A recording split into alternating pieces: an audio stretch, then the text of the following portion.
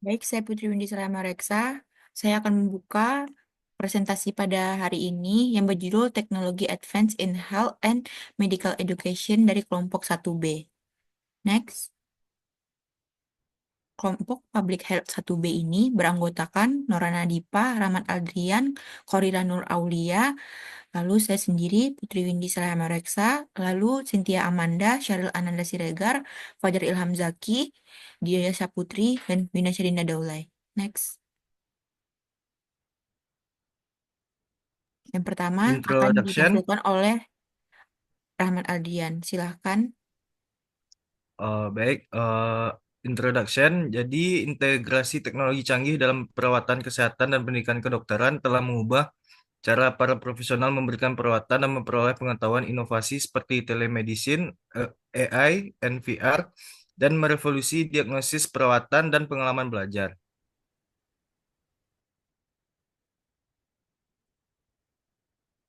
Silakan selanjutnya Korira. Jadi teknologi itu ada telemedicine yang mana telemedicine ini mempermudah konsultasi antara dokter dan pasien tanpa batas geografis. Untuk AI itu membantu menganalisis data medis untuk diagnosis lebih akurat dan personalisasi terapi berdasarkan profil pasien. Next.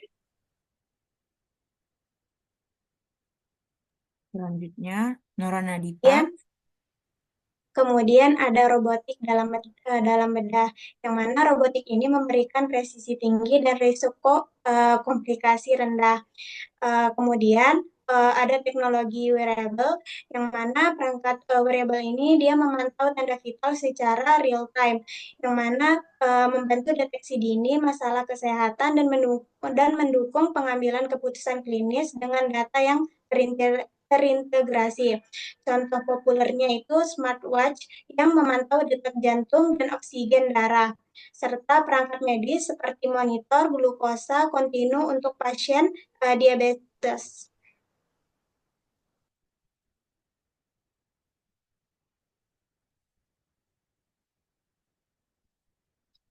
Selanjutnya untuk teknologi di medical education, ada learning management system. Platform seperti Google Classroom, Moodle, dan Microsoft Teams memungkinkan guru untuk mengelola kelas secara online. Siswa dapat mengakses tugas, materi, dan ujian dengan mudah. Yang kedua ini e-learning platform seperti Khan Academy, Coursera, dan edX menawarkan kursus online yang memungkinkan pembelajaran jarak jauh dan fleksibel. Ketiga, interactive learning tool, aplikasi seperti Duolingo untuk belajar bahasa atau Quizlet untuk membuat kartu belajar membantu personalisasi pengalaman belajar. Dan keempat itu virtual reality dan augmented reality digunakan untuk menciptakan pengalaman belajar imersif seperti stimulasi laboratorium sains atau eksplorasi sejarah dalam dunia virtual. Next. Selanjutnya untuk keuntungan teknologi di perkembangan kesehatan dan edukasi medikal. Yang pertama adalah meningkatkan efektivitas pembelajaran, akses lebih luas, peningkatan kompetensi praktis, efisiensi waktu dan biaya, evaluasi dan umpan balik, pengembangan keterampilan kolaborasi, pengurangan risiko pasien, dan terakhir dukungan pembelajaran berkelanjutan.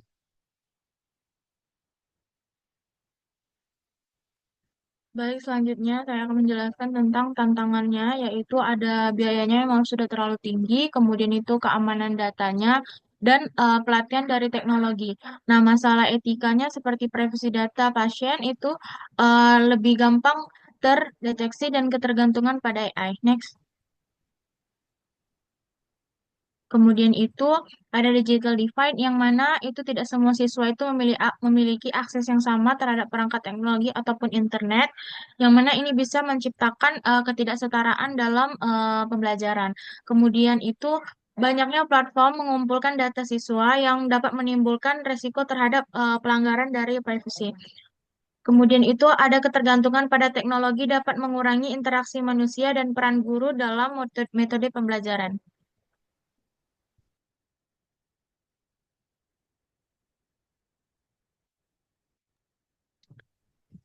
Baik, kemudian express of Technology in Education. Jadi VR, alat pembedahan anatomi, skenario pasien, kemudian ada platform daring, Coursera, putaran virtual, kemudian AI, sistem kartu flash, platform persiapan ujian.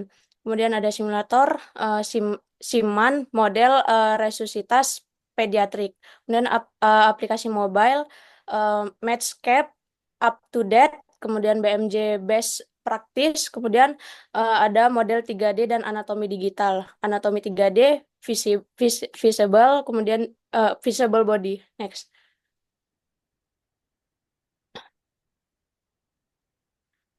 Kemudian efek Oke, selanjutnya itu ada efek peningkatan teknologi dalam pendidikan kesehatan dan kedokteran. Itu pertama itu adalah aksesibilitas informasi yang lebih luas. Teknologi memungkinkan akses ke sumber daya pendidikan yang kaya seperti jurnal ilmiah, video tutorial, dan simulasi virtual dari berbagai lokasi. Selanjutnya itu ada simulasi dan pembelajaran yang interaktif. Itu penggunaan teknologi seperti realitas virtual atau VR dan realitas tertambah atau AR memungkinkan simulasi prosedur medis tanpa risiko terhadap pasien, meningkatkan keterampilan praktik. Habis itu ada peningkatan pembelajaran jarak jauh. Dengan platform online, pendidikan kesehatan dapat diakses oleh mahasiswa di daerah terpencil ataupun yang memiliki keterbatasan mobilitas. Next. Selanjutnya itu ada apa ya di bidang kerugian itu ada efisiensi waktu dan biaya. Teknologi membantu menghemat waktu dan biaya dengan menyediakan materi pembelajaran secara digital dan mengurangi kebutuhan akan fasilitas fisik. Habis itu ada personalized learning itu sistem berbasis kecerdasan buatan atau AI dapat menyesuaikan materi pembelajaran sesuai kebutuhan individu, mempercepat proses pemahaman serta peningkatan keterampilan diagnosis dan pengambilan keputusan. Oke, next.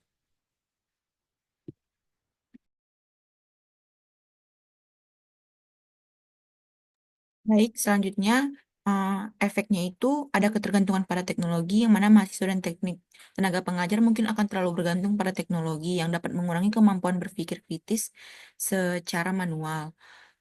Lalu biaya implementasi yang tinggi, di mana pengadaan dan perangkat teknologi canggih seperti simulator medis dan perangkat lunak pendidikan membutuhkan investasi yang besar. Lalu ada kesenjangan digital, yang mana tidak semua institusi atau mahasiswa memiliki akses yang sama terhadap teknologi yang dapat menciptakan ketidakadilan dalam pendidikan. Next. Lalu ada potensi gangguan, yang mana perangkat digital bisa menjadi sumber gangguan bagi mahasiswa dengan akses mudah ke media sosial atau konten dan pendidikan. Lalu keterbatasan dalam aspek emosional dan sosial, yang mana interaksi langsung antar mahasiswa dan pengajar atau pasien dapat berkurang, yang mungkin akan mempengaruhi pengembangan empati dan keterampilan komunikasi interpersonal. Lalu risiko keamanan data, yang mana penyimpanan data pasien atau informasi pribadi pada mahasiswa pada sistem digital meningkatkan risiko pelanggaran privasi. Next.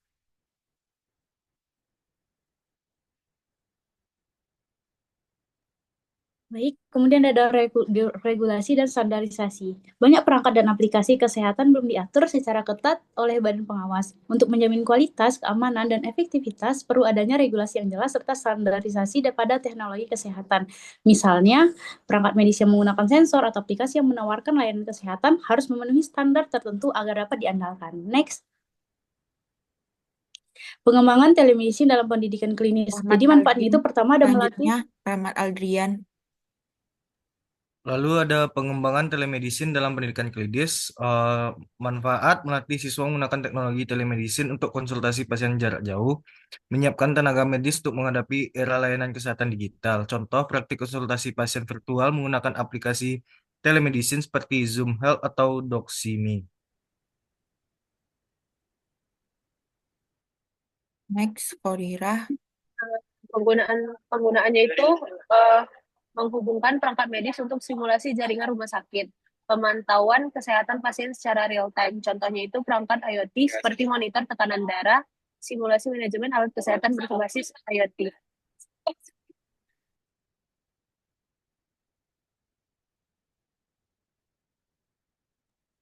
Baik, jadi untuk kesimpulannya, teknologi sangat diperlukan dalam perawatan kesehatan dan pendidikan kedokteran. Teknologi juga meningkatkan hasil yang diperoleh pasien dan meningkatkan pengalaman belajar. Merangkul kemajuan ini sangat penting untuk mengatasi tantangan perawatan kesehatan global dan mempersiapkan masa depan. Baik.